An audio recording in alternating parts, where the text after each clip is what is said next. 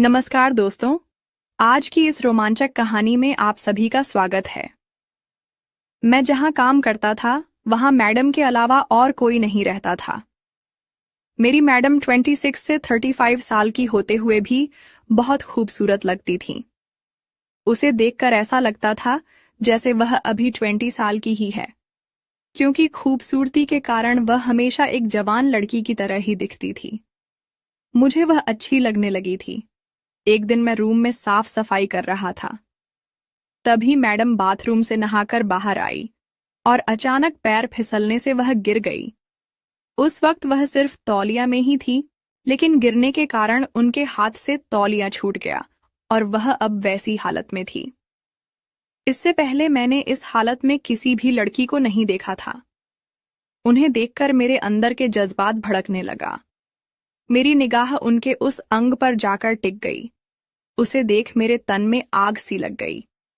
फिर मैंने मैडम को अपने बाहों में उठाया और कमरे में लेकर चला गया।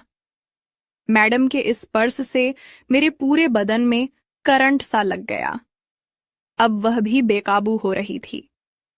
मेरा नाम आकाश है और मैं अभी 23 साल का एक हट्टा कट्टा नौजवान हूं। हम दो भाई बहन अपनी मां के साथ एक छोटे से गांव में रहते थे। मेरे पिताजी की अभी 4 साल पहले ही मौत हो गई थी।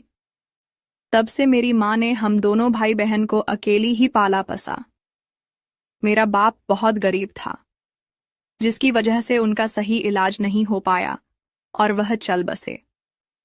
मेरी माँ ने दूसरे के घरों में काम करके हमें किसी तरह से पाल पस कर बड़ा किया, लेकिन गरीबी के कारण मुझे वह पढ़ा नहीं सकी। बस गांव के स्कूल में ही थोड़ा बहुत पढ़ाई किया था, लेकिन मैं अपनी छोटी बहन को पढ़ाना चाहता था, इसलिए मैंने काम पर जाना शुरू कर दिया था। वक्त के साथ माँ की तबीयत अब खराब रहने लगी थी, लेकिन फिर भी माँ जबरदस्ती काम करने जाती थी। मैं बार बार माँ से कहता कि तुम घर पर ही रहा करो ताकि तुम्हें कुछ आराम मिले, लेकिन वह कहती कि अगर मैं घर पर रहूंगी तो पैसे कहाँ से आएंगे। माँ की बात सुनकर मुझे बहुत बुरा लगता था, लेकिन घर की हालत ही ऐसी थी कि मैं भी ज्यादा जोर नहीं दे सकता था। मैं भी रोज अपने दोस्तों के साथ काम पर जाता था, लेकिन जितने पैसे मुझे मिल रहे थे उतने में तो घर खर्च भी नहीं चल सकता था। इसलिए मैंने फैसला किया कि मैं शहर जाकर काम करूंगा। फिर मैंने अपनी माँ को यह बात बताई तो माँ ने मुझे शहर जाने की मंजूरी दे दी।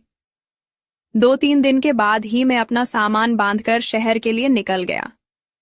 शहर पहुंचकर मैंने काम ढूंढना शुरू कर दिया, लेकिन मैं ज्यादा पढ़ा लिखा नहीं था, इसलिए मुझे अच्छी नौकरी नहीं मिल रही थी। इसी तरह भटकते भटकते मुझे कई दिन हो गए। अभी तक मुझे कोई भी काम नहीं मिला था। घर से लाए हुए पैसे भी धीरे धीरे खत्म होने वाले थे। मैं ऐसे ही उदास होकर बाजार में बैठा हुआ था। तभी मुझे किसी ने पीछे से आवाज लगाई। जब मैंने पलट कर देखा तब एक सुंदर सी औरत मुझे आवाज लगा रही थी। मैं उस औरत के पास गया। वह मुझसे मेरा नाम पूछने लगी और कहने लगी कि मैं देख रही हूं कि तुम कई दिनों से यहां वहां घूम रहे हो। क्या तुम्हें कोई काम चाहिए? उनकी बात पर मैंने कहा, जी मेरा नाम आकाश है और मैं गांव से इतनी दूर काम के लिए ही आया हूं, लेकिन मुझे कोई काम नहीं मिल रहा है। वह औरत यही कोई 27 से 28 साल की लग रही थी, लेकिन उसकी चेहरे पर मासूमियत झलक रही थी। वह देखने में एकदम कमाल की लग रही थी। तभी उसने कहा कि अगर तुम काम करना चाहते हो तो मेरे घर आ जाओ, मैं तुम्हें अपने घर काम दे दूंगी। मैंने कहा, जी मुझे तो काम करना ही है। फिर मुझे वह अपने साथ लेकर अपने घर चली गई। घर पहुंचने के बाद मैंने देखा कि उनका घर काफी अच्छा और थोड़ा बड़ा बना हुआ था। फिर वह कहने लगी कि आकाश, आज से तुम मेरे घर का काम करोगे। तुम्हें रहने और खाने की भी सुविधा दी जाएगी, लेकिन तुम्हें घर का सारा काम वक्त से और अच्छे से करना होगा।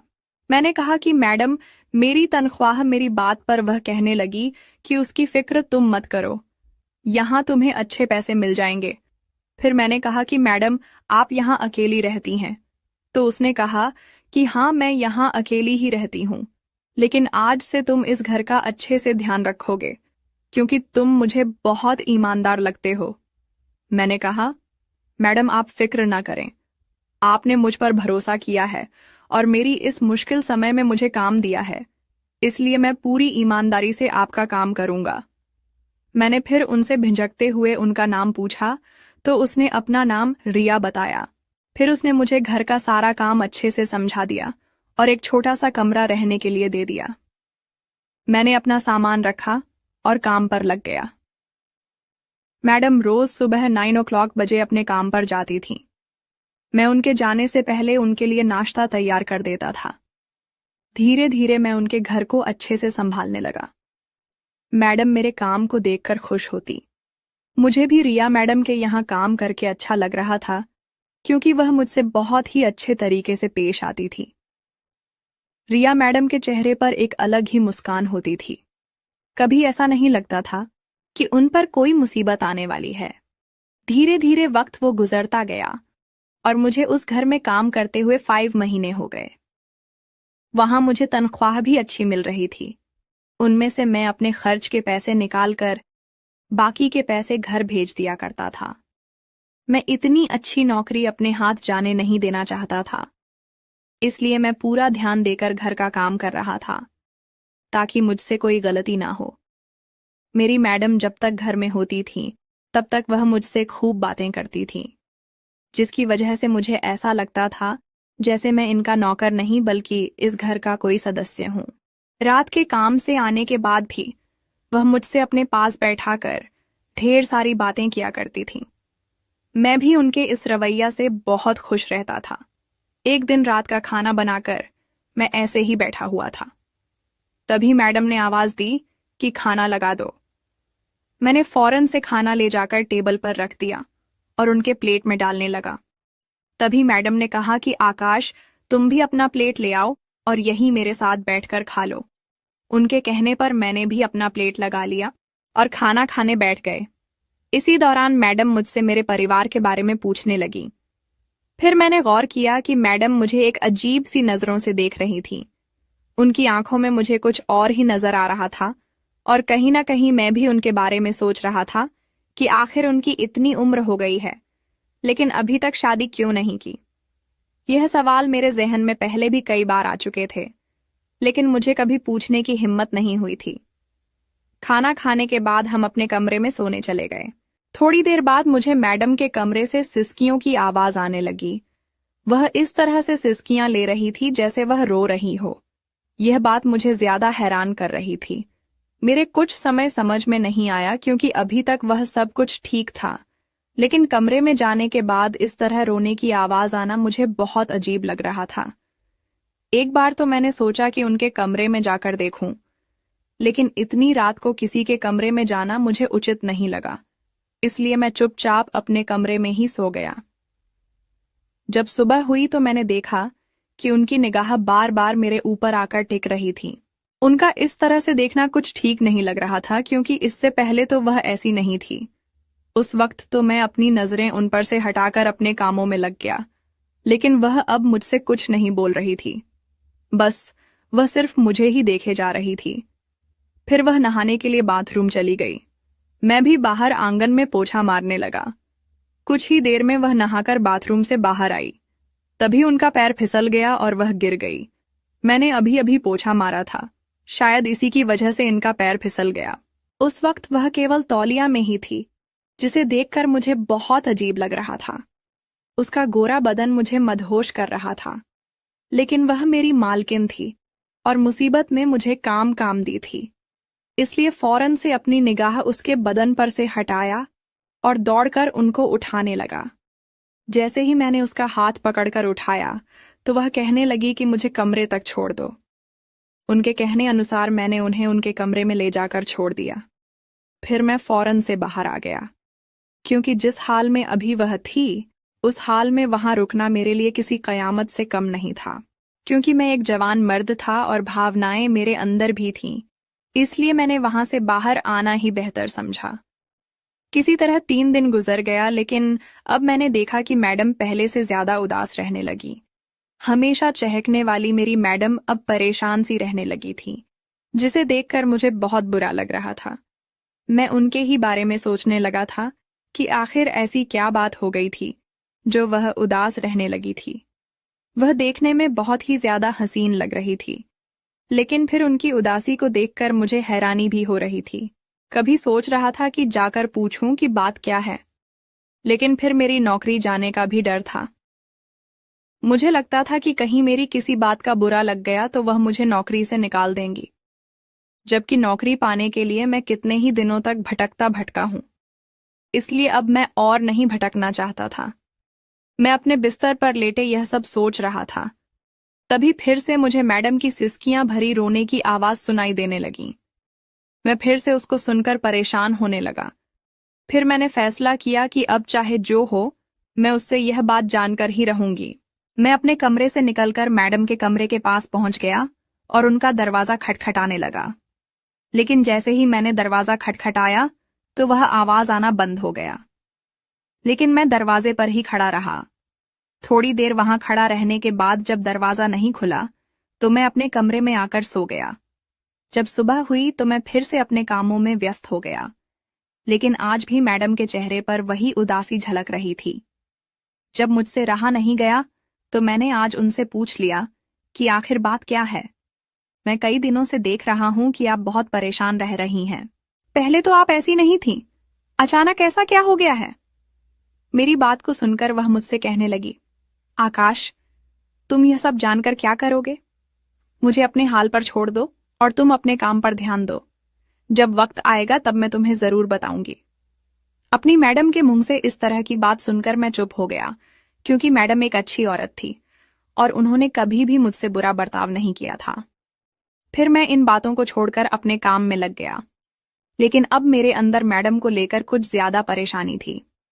ऐसा लग रहा था जैसे मैं अपनी मैडम से प्यार करने लगा था, लेकिन मेरे अंदर उतनी हिम्मत नहीं थी कि उनसे इस बारे में बात करता। आज जब मैं सारा काम खत्म करके अपने कमरे में आया तब मुझे फिर से वही आवाजें सुनाई दे रही थीं। लेकिन आज मैंने फैसला कर लिया था कि आज मैं इसके पीछे की वजह जानकर ही रहूंगा। आज मैं फिर अपने कमरे से निकलकर मैडम के कमरे के पास जाकर खड़ा हो गया। फिर मैंने दरवाजा खटखटाया और दरवाजा न खुलने के बाद जब मैं अपने कमरे की तरफ जाने लगा तभी मैडम के कमरे का दरवाजा खुल गया। मैंने देखा तो मैडम एक नाइटी पहनी हुई दरवाजे पर खड़ी थी।